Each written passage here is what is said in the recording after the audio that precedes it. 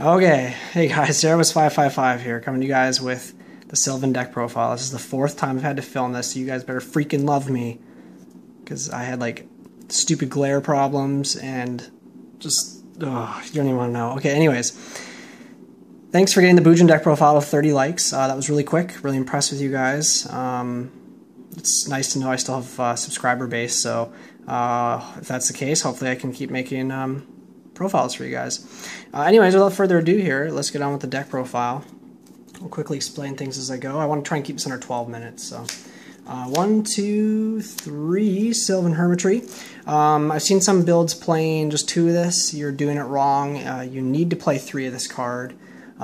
This is like your engine. This is the only plus monster in the entire deck, other than Peaskeeper, I would say, as long as you excavate them. And yeah, you have to play this. This makes your rank 8s viable, and it makes the deck push hard. So, just 2 Sagequioa. I actually don't like this card that much, to be honest. Like, it's super good. Like, if you can get the wind up shark effect off, like, it's actually pretty strong. You could do some OTKs and stuff with it. But the issue I have with it is that now that we don't have a lot of Sylvan push anymore, like, you're not going to get his special summon effect off that much. So really the only way you're ever going to summon him is like off of Lonefire Blossom, and maybe the odd time off of Hermitree. So the other problem I have with them is like the level 8 synchros aren't that strong right now, so I'm not playing a lot of them. I'm only playing 1. And the other problem is that rank 7 XYZs aren't that good either, so he's just not that great. But I think you still need to play him at least 2 because he just helps you push. And Aurea is still a really powerful card if you can make it. So yeah, 2 Princessprout, perfect number. I would never play more than that. I would never play less. I think 2 is just like that right number. Her being level 1 is also very relevant in my build, which I'll explain why afterwards. So 1 Marshalleaf. He's just good because like if you draw him and a Charity, and you draw into like Hermitree and a Sage as well, you have some like setup plays, which is good. His pop effect is also pretty relevant because sometimes you just need to destroy a monster and you can stack him on the top of the deck and blow stuff up, so that's pretty good.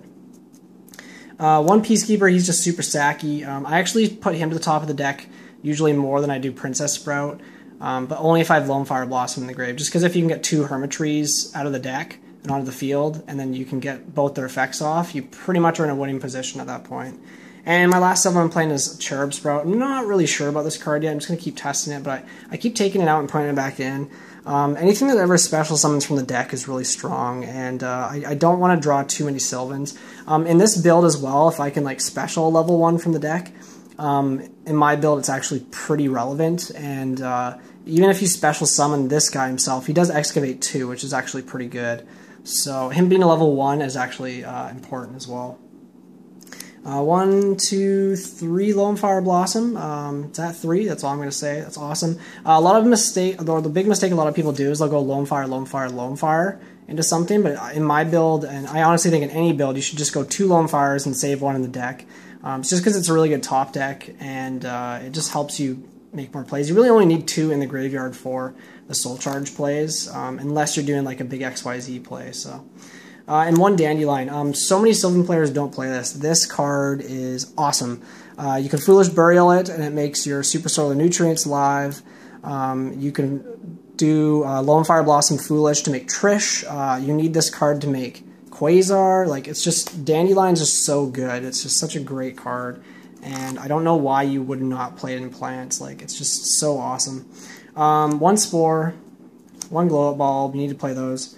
And then just 1 Rose Lover. I was playing 2, but it clogged too much, so I took it out. I am playing 1, 2, 3, 4. I'm playing 7 level 1s, which is great because I do play 2 Super Solar Nutrients as well, so those are always pretty much live.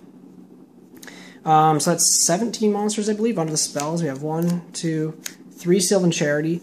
That is the perfect number. I would never play less, and this is your bread and butter card. Like, this gets the engine rolling, gets all your cards going. So yeah, sorry if the lighting's a little darker than usual. I do have a light above me, but it puts a glare on the cards. So I have the blinds open right now, but it's getting kind of dark, so I'm doing this as quickly as I can. Sorry about that, that was a text. 3 Upstart, so this is really good because it's just deck thinning. You don't care about the life points, honestly. I hate this card for that reason, but it's just, I think you need it in this deck because you can like stack Charity to the top of the deck, with Mount Sylvania, and then you can upstart into it and then get your plays going, so that's really good. 3 Fertilizer, it's basically you're like Call the Haunted. You just don't get to normal summon or set the turn you use it, but that's kind of irrelevant. 2 Sylvania. I was playing 2 Sylvania and 1 Terraforming, but I decided to take the Terraforming out. And then I put the Terraformings back in and tried 2, but then it was like so cloggy, and I was like, well, if 1's not working and 2's not working, I'm just going to do 2 Mount Sylvania and nothing else. And it's actually testing really well, because my build has a lot of draw power, so you just like draw into this when you need it. And yeah, I mean, you can even like stack a Mount Sylvania with a Mount Sylvania. It's kind of bad, but 2 Super Solar Nutrients. This is my 4th and 5th Lonefire Blossoms. This just adds so much consistency to the deck. You have to, sorry for all the text, you have to play this card. I see a lot of Sylvan players not playing this. It's a combo piece. It speeds up the deck, and if you don't open Lonefire Blossom in Sylvans, you're losing. Like, it's just not good. This card just is such a strong card. 1 for 1, that's like the only spell I'm kind of on the fence about. I might take this out for 1 Terraforming, but if you open 1 for 1 Dandy, you like win the game. It's a pretty strong combo. Foolish Burial, you can dump your Rose Lover, you can dump Dandylion, etc. Hermitree, and then Miracle Fertilizer back, etc., etc. Book of Moon, and Soul Charge. That's it for the spells. On the traps, we're playing 1, 2, 3 Reckless Greeds. Anyone who knows me actually knows I hate this card. I think it's awful, but it's really good in this deck, and it's really good in Dark Worlds just for the main reason that in both of these decks, or both of those decks I should say, you have so much draw power already that you can get to like 2 of these really quickly, so you don't really get the mitigation of the 2 draw phases being skipped. So this is really strong. Just guess your pieces really fast, and like if you open 2 of these turn 1, you're in the lead. Like, you just so much free advantage. Just 2 Call the Haunteds. I tried 3. It was too cloggy. It's really good because like this is basically my 4th and 5th Miracle Fertilizer, but it's also replacing the 2 Soul Charge that Sylvans did lose a couple ban lists ago. Just kind of gets things going. This is like cool combo plays you can do with Lonefire as well. It just brings Hermitrees back so you can keep pushing advantage on your opponent. And the last card is 1 Vanity's Emptiness. I think you need to play this card because the deck doesn't actually have a way of stopping like mass spam, because I'm not playing maxis or anything, so I think you need to play that. To be completely honest, I was playing MSTs in here, but I took them out. And I side deck MSTs and Decrees. I don't main deck them because, like, game 1, I don't know what I'm playing, and I just want to make it so my combos go off as consistently as possible. I don't want to, like, be battling with drawing too much back row hate against a deck like Necroz that doesn't have any back row.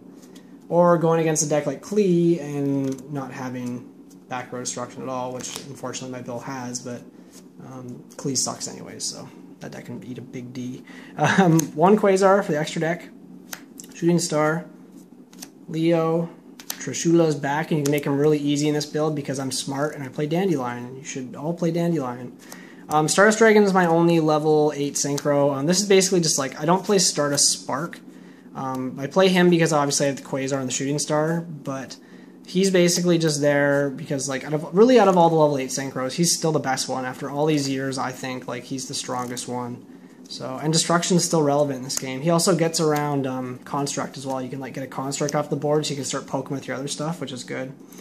No level 7 synchro. I'm just playing Hyper Librarian, Armades. Those are the level 5s to make Quasar. Armory Arms with a 1 level 4 you need to do the Trish combo. And then Formula Synchron, because obviously it's Formula Synchron. XYZs, I'm playing Heliopolis. Felgrand, just 1. I would play 2, but I only have 1. So instead of that, I'm playing the second Elsay. But this card's actually really good. It just, like, you can just keep plussing off of it if you call its effects right or you stack properly with Mount Sylvania. And every once in a while you sack really hard and you call, like, Miracle Fertilizer and you hit it and you're just like, well, GG, bro, and you extend the handshake.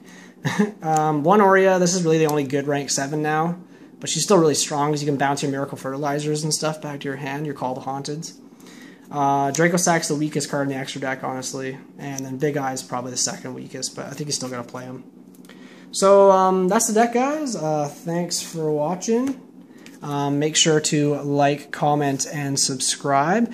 And let's get this video up to 30 likes as soon as possible, like you did the Boojin deck profile, and I will do an X-SABER deck for you guys. It's all blinged out. I got those like secret Ember's Blades, Alti Dark Souls, all that good stuff, Super Poshules. So anyways, yeah, let's get this up to 30 likes as soon as possible, and you guys can see the deck profile. Thanks for watching. Peace.